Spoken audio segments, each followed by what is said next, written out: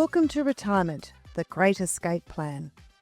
I'm Jenny Brown, CEO of JBS Financial Strategists and author of Retirement, the Great Escape Plan.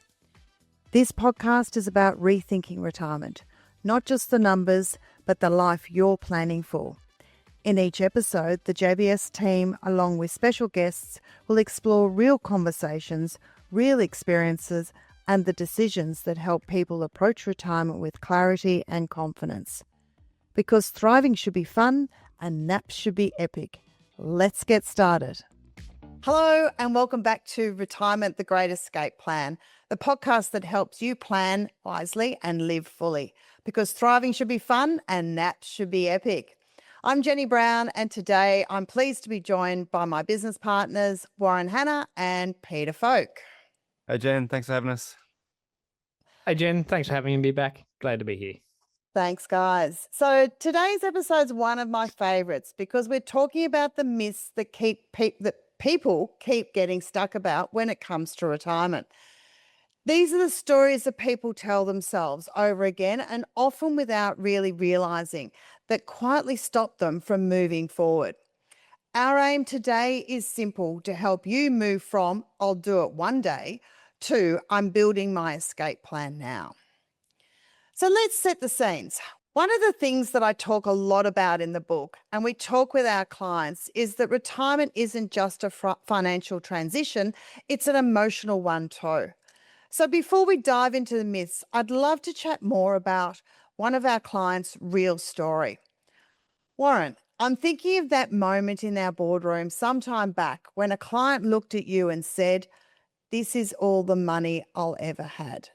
Do you remember that? Absolutely. Yeah, it was a pretty pivotal time in our time at JBS and working together, because it was really reiterated the transition and the mental side of retirement that we hadn't really spoken about much before, I guess. And so it was really important to talk to this client and understand exactly where they were coming from, because we'd got through the whole process where we'd done the review, we'd done the statement of advice, we put the advice together, he'd signed the authority to proceed, we were opening up the accounts, and we were just about to start implementing in full, and all of a sudden things just stopped. He stopped reacting, stopped calling us back. And after delving into it, multiple conversations, we really got to the crux of it. And it was exactly that. He had like decision paralysis. He wasn't able to move forward. He just got stuck. And him saying, "This is all the money I ever have," was a really key moment in understanding exactly where he was coming from. So it's definitely one of the challenges of going through the transition is understanding that, the paycheck isn't going to come from work anymore. It is now, it is involved with understanding where your super is coming and how you're going to live on that income in retirement. So what do you see as the hidden risks of his reaction and obviously that paralysis?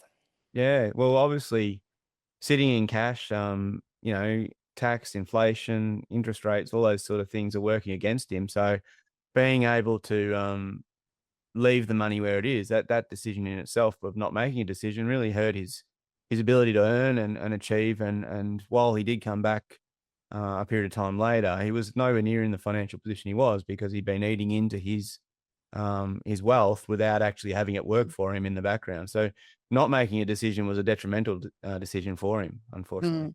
Yeah, it's and a very sad one for him, to be in a situation where he could have had so much more wealth and being able to enjoy versus, that stress of I can't do anything. Yeah, spot on.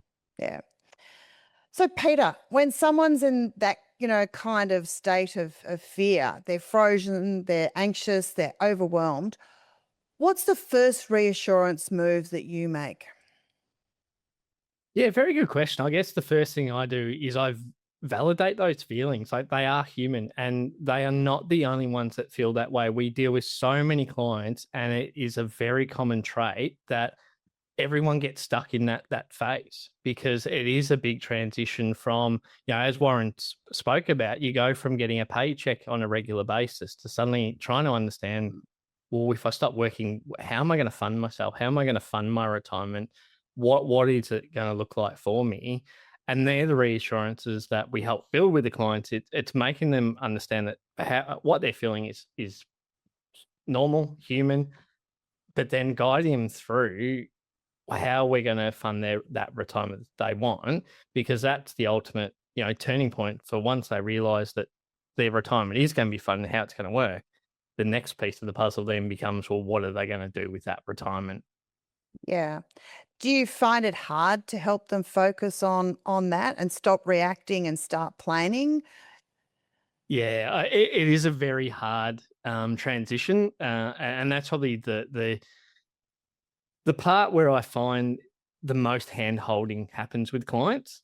It is really in those first probably 6, maybe even 12 months that they are really struggling to let go. That's where we get some clients that might go back to work because they got some worries and things like that. So it definitely is the most difficult part, because it does take time for them to let go and feel comfortable with that transition and the fact that, they've now got a regular income from super or things like that. And, it might be a case that something happens in the markets and suddenly they're on the phone to you because now they're worried about what's going to happen. So yes, it definitely is the challenging part, but the relief on the other end, once we get them through that stage, it's a massive mindset change, and you can just see the relief rolling off it. It's nothing better than hopping into a client meeting and, one of the first things they say to you is just how relaxed and calm they are and how thankful they are that we held their hand through that phase. Yeah, Yeah. it's awesome. It is it's very satisfying Yeah. to have that. So Yeah. thanks both for starting with that. So what I'd love to do is really focus on the myths that we talk about in my book.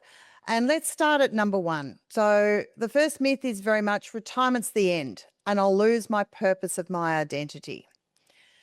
So Warren, this comes up a lot, I'm assuming. Absolutely. Yeah. It's one of the biggest challenges for retirees who don't prepare and don't think about it, because a lot of them who get stuck in this situation are the ones who are working to an end date, or they're working to I'm going to finish at this particular point in time, whether it's an age or a date or end of financial year or calendar year or things like that. And they work so hard and focus so hard on the date rather than necessarily what they're retiring to. Those who are really successful are the ones who have not retiring from something, they're retiring to something. And retiring to something does take time. It is a challenge to be able to build up those networks, build up those social connections. You do have to replace that identity that potentially, work has provided you, that purpose that work has provided you. So yeah, retirement as an end point is a really challenging one that people need to really work through and make sure they're retiring to something. Yeah. And so what sort of things do you hear behind that? Is it fear of boredom or relevance or change or all three or none of the Yeah, I above? think, yeah, I probably suggest it's a bit of all three. I think it's also a mindset that they haven't really thought about it as much as anything. So it's I think the fact that yes, they haven't really thought about it, and then that fear of change, that fear of their purpose not being met, those sort of things are probably what you really think is behind a lot of that decision. Yeah.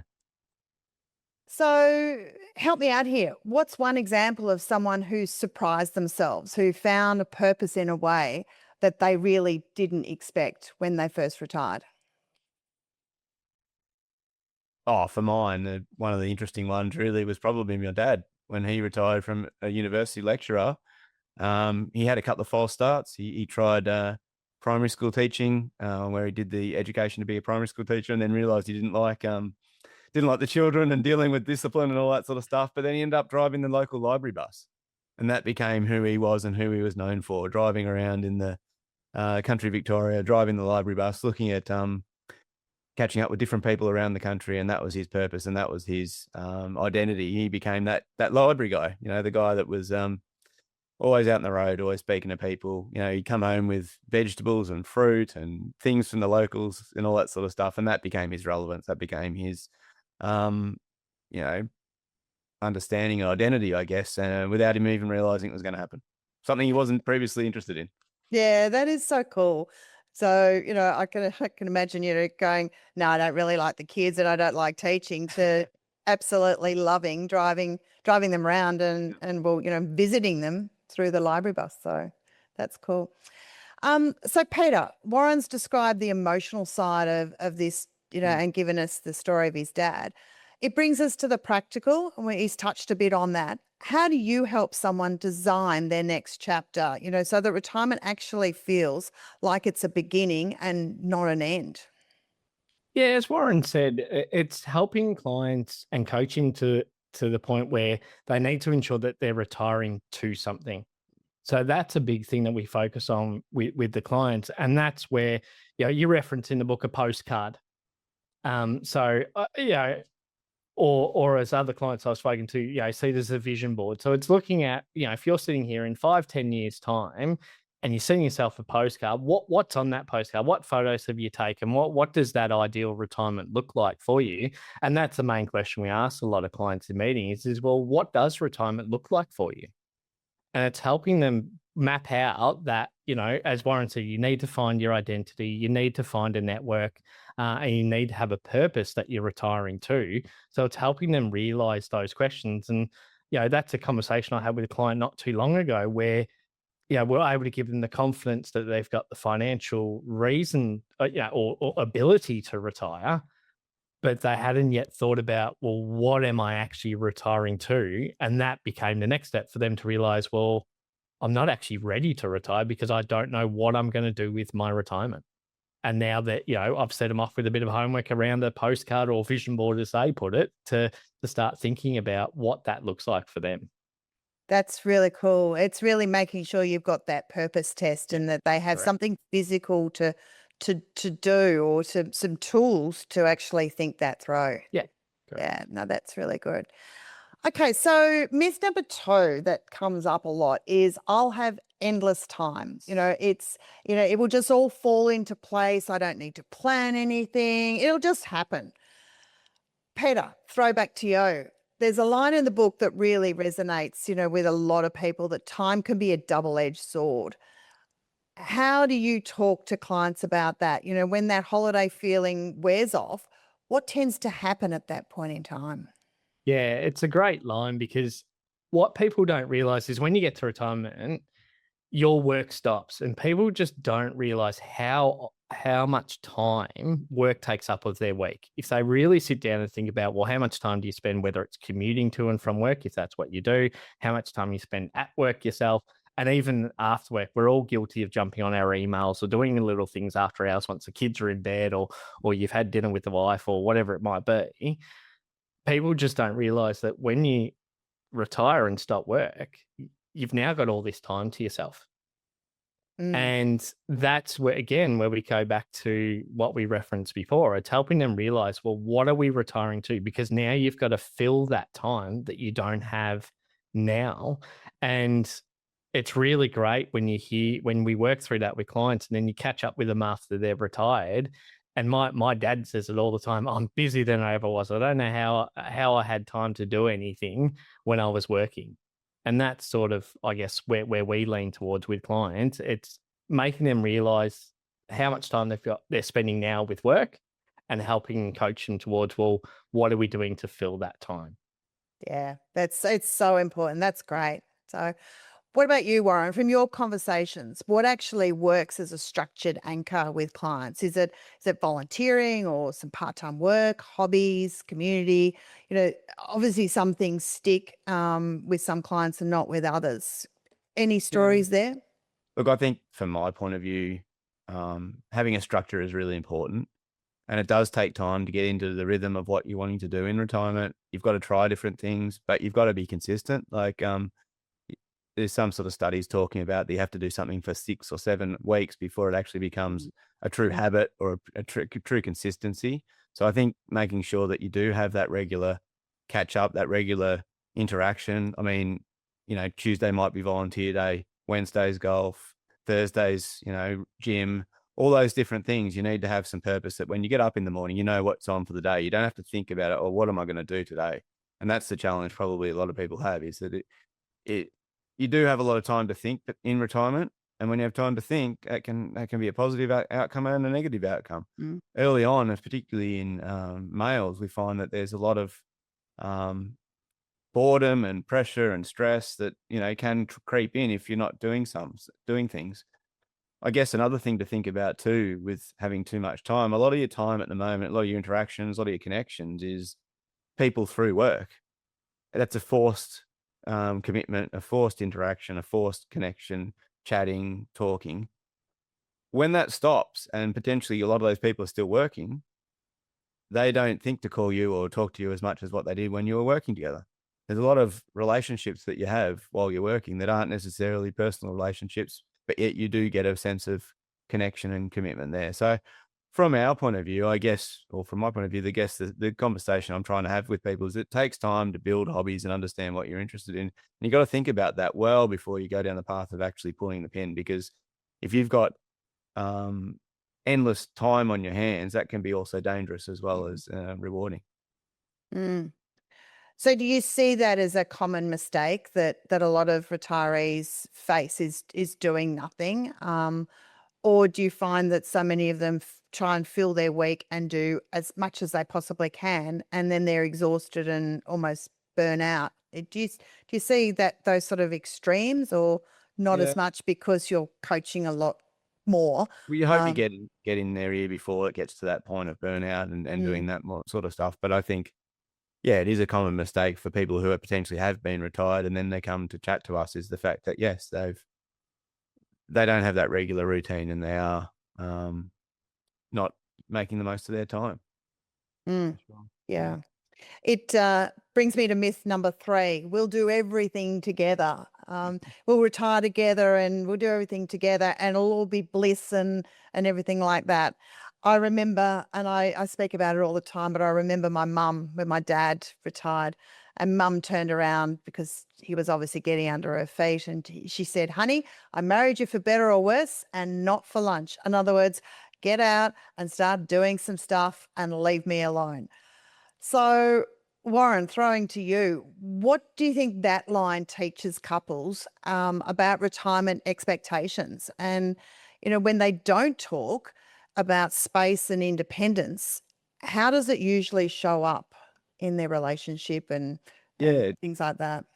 it's a really great saying, and it's a great way to remind people of the importance of doing your own thing and having your own space, and understanding also that often when we've got husband and wife, so to speak, one of them potentially retires before the other. Mm, So often what we'll find there is that one of them will start developing those connections and relationships and activities, and therefore that is their time, that's their connection.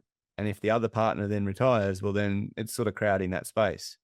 And so spending time apart, what is the saying? Makes your heart grow fonder or whatever it is. So, but yes, I'd totally encourage that, have different activities, have different interests so that when you are together, that time is valuable and enjoyable as opposed to being tense, because like anything, if you spend too much time doing one particular thing, you do get sick of it. So the last thing we want is retirement to cause other sorts of issues. So yeah. yeah, spending time apart and together, it creates a great retirement.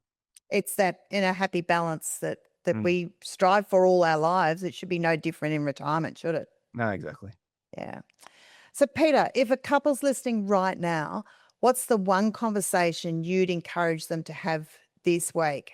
And how do you, so flowing on from that, how do you help couples build a retirement that's got time together and also separate lanes?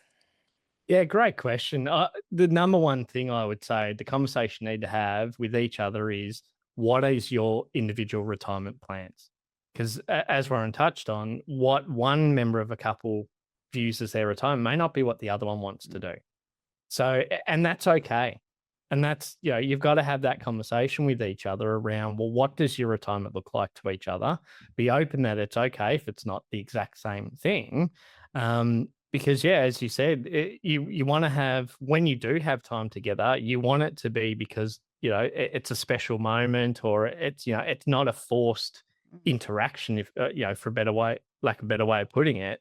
It's, it's just a common coming together and having, time together. Because I think what a lot of clients don't really think about is you spend so much time apart now doing your different roles and work and things like that. So come retirement, you're both at home almost 24/7. If not, well, if you're living the right retirement, you're probably not home 24/7, but you get what I'm saying. It's, you're now together a lot more and running into each other a lot more because you're not getting out of the house to go to your work. So, and I guess flowing on from that, that's where I just help clients, again, referring back to what we're talking about here, is helping them map out what their retirement plan is.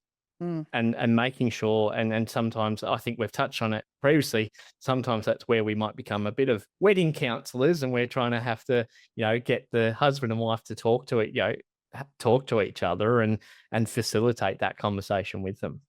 Yeah. It It's is, so, sorry to cut up. sorry, Look, Warren, go on.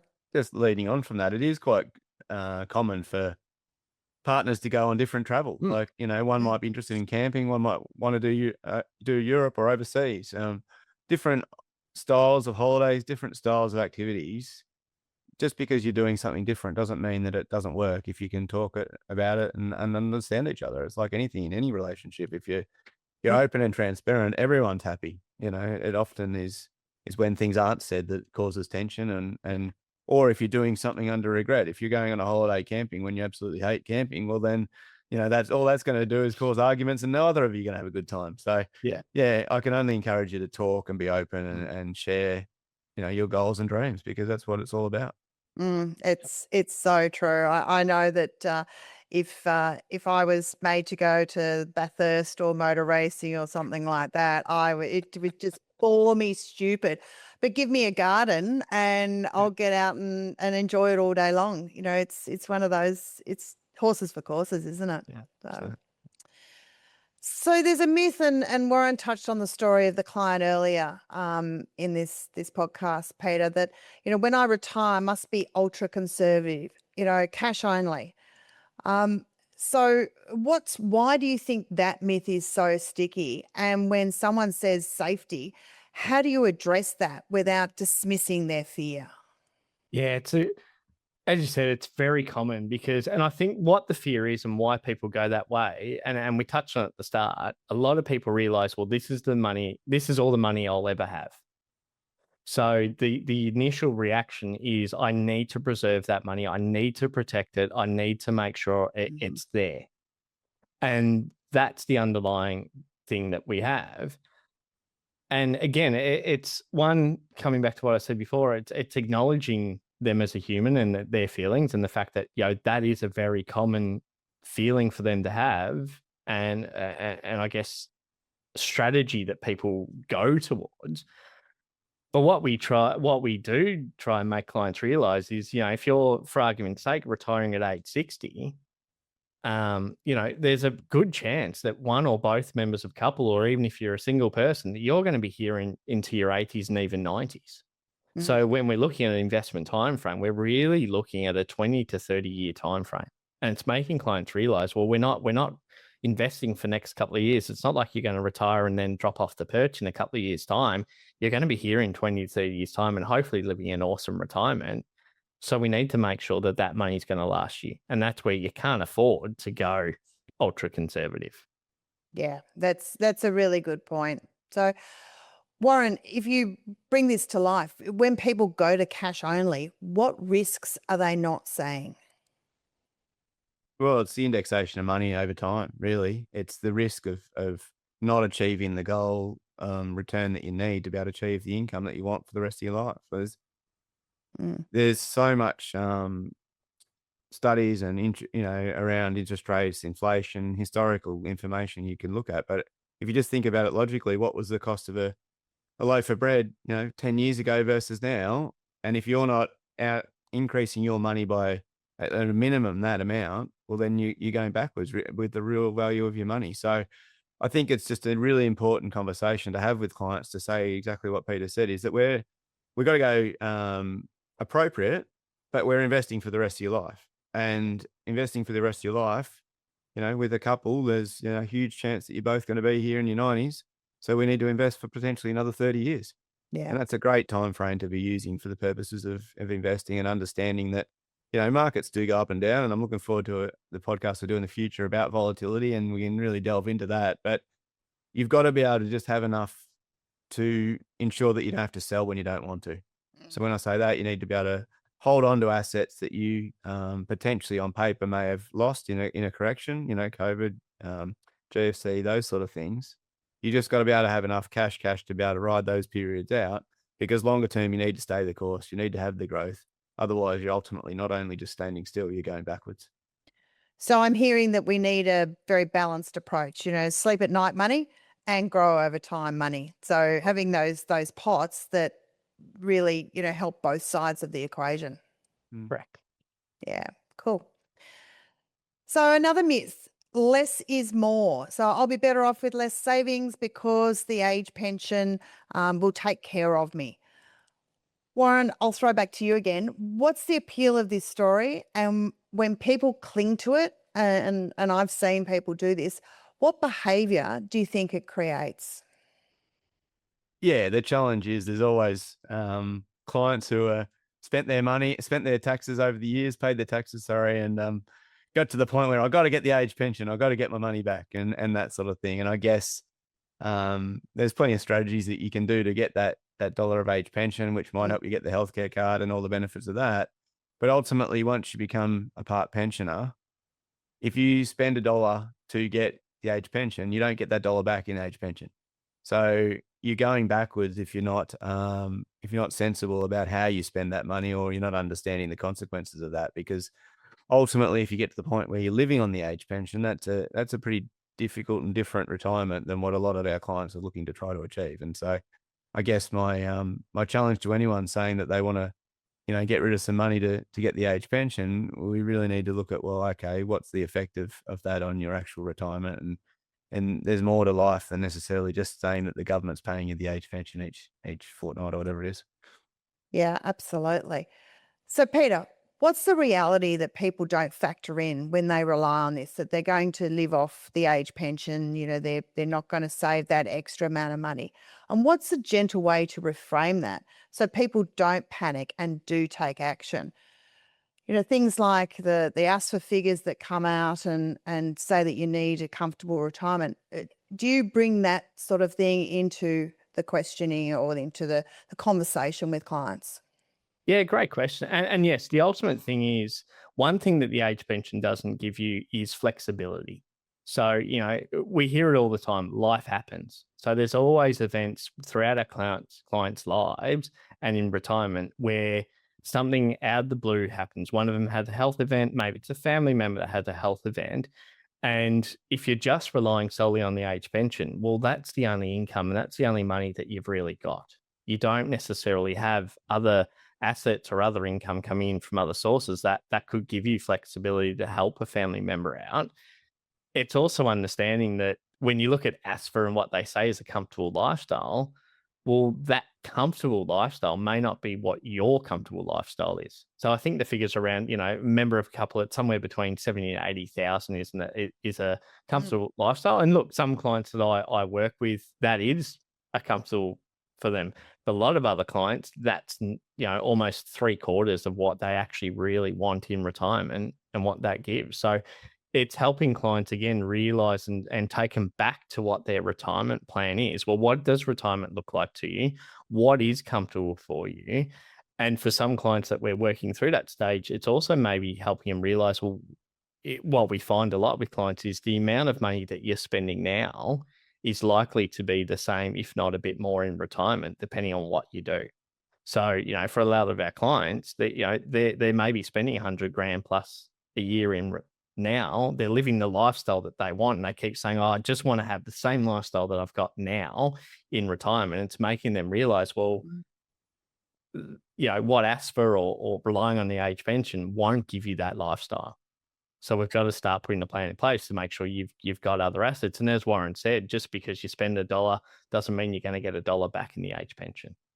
And that's so true. And they want the lifestyle, but they also want the extra travel or that round the world trip, or they forget that they need to buy a new car every, 7, 8, 9 years. I mean, however often it is.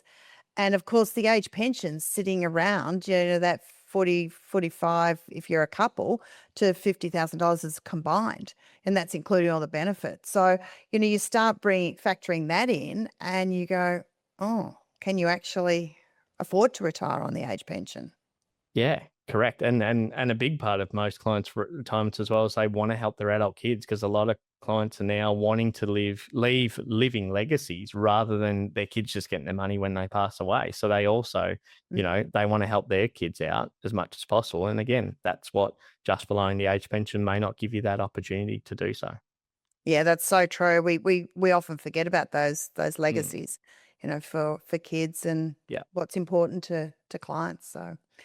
So Warren, from a planning point of view, what do you encourage people to do early so they've got choices and not just eligibility? Yeah, well, I guess in Australia we're really fortunate with the superannuation system, the way it's set up, and the fact that you're forced to save a certain amount of your pay every year into super. And I guess what I challenge people to do is, if you do get a pay rise or you do have a windfall of some degree, rather than blowing it, use that as an opportunity to top up your super or put it towards your retirement. So the earlier that you start thinking about those sort of things, the better that you're going to be. Because really, superannuation is a great tax structure. It's a great way to fund your retirement. It's there constantly is conversations around what's changing, but it's always going to be more appealing than investing outside, because Australians need to be, the government wants us to be self-funding our own retirement. So it's always going to be attractive. So use it. If people got told that they could have a tax haven that they could use, well, they'd be lining up around the corner. But we've got one in a superannuation environment for the majority of Australians if you do it correctly. So I guess I just really understanding and really investing in the benefits of compounding interest in the right tax environment, because even little bits along the way help. So I guess that's you really want to be self-sufficient as best you can for those reasons. Otherwise, you're really restricted in your retirement when you should be enjoying yourself. Absolutely. So do you often hear from clients or from people, I'll deal with it later, or retirement planning's too hard? And if you do, how do you then deal with that or combat that? Yeah, the deal with it later one is probably the big one. Oh, it's super.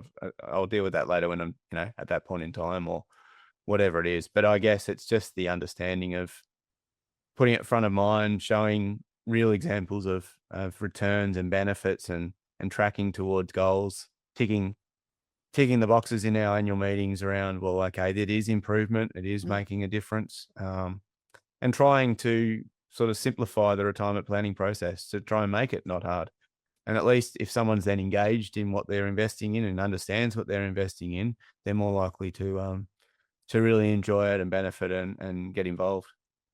I think that's key, where you say, understands. I think Mm. if you bring the client into the journey and help them understanding the benefits of it, then it really does help in the long run. Yeah, spot on. Mm. So in wrapping up, Warren, what does thriving look like for you and your clients, not just financially, but day to day when you're looking at clients and their retirement?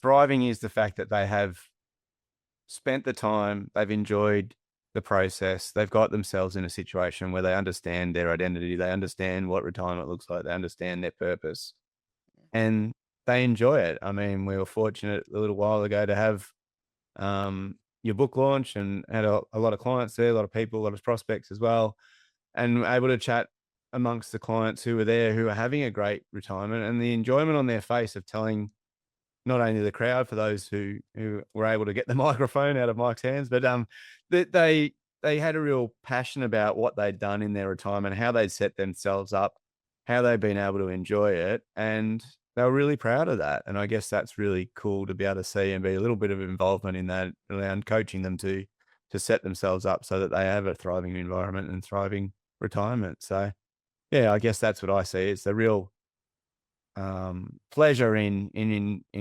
reaping the rewards of the process that you've set up and the investment you've made in yourself. Yeah, and you're so true. I mean, it was great getting those stories back from clients. It made my night. Definitely. So, Peter, what about you? What part of retirement do you think people are quietly looking forward to, but they don't necessarily say out loud? Yeah, for me, I guess what I come across the clients, it's having that flexibility and choice and living the life that they really want to be living, where they're not tied to anything. They're not tied to work. They're not tied to, um, yeah, I guess, yeah, work commitments or anything like that. They're living their best life. They're able to do what they want to do when they want to do it and how they want to do it. Warren talked about, his dad who went back to being a teacher or whatever it was, and at least he's had a go. And it's working with clients and them understanding, well, they're getting the opportunity to do the things that maybe they weren't able to do previously, or just being able to have that opportunity to do it if that's what they really want to do. And as you said, at the end of the day, it's coming back to hearing about them, whether it's when we catch up or an event like we just had, where they're absolutely beaming and telling everyone who hasn't yet retired or was thinking about this awesome time that they're having. Mm. Yeah, no, it's really cool. So, to both of you, and I don't mind who answers first, think about a client and help me answer, what would a really good ordinary Tuesday look like? I might jump in there first, if that's all right, was. I love what a client said the other day. They wanted people to realize that having breakfast in the morning might be a 3-hour thing. And that's to me what an ordinary Tuesday looks like. It's being out with friends or family and having that long lunch or that long breakfast, because again, you're not tied to any commitment, and you're just living the life that you are, and you're building that social network, and you're having that opportunity to catch up with friends or family or whatever it might be, and you're not constrained by time. Mm. Yeah, spot on. I don't think I can really add much more to that other than the fact that it's when you get out of bed, you got the purpose. You know what you're going to do for the day. That's the key to a good retirement in my mind. Is it not that you Tuesday's gym day, but it is, or whatever it is. It's the fact that you're not getting out of bed and going, oh, okay, how am I going to fill myself, fill the day in now? Now, true, you're going to have days like that through retirement to recoup and recover and do all that sort of stuff. But you should go into that day knowing that you're going to do that. And I think that's probably the most successful retirees that I've had to deal with are the ones who are really busier than what they've ever been, but they're doing what they want to do, and they understand when they get out of bed every morning what they've got on for the day and what they're planning to do and what they're trying to achieve. Yeah, that's spot on. So, Warren, I'll stay with you.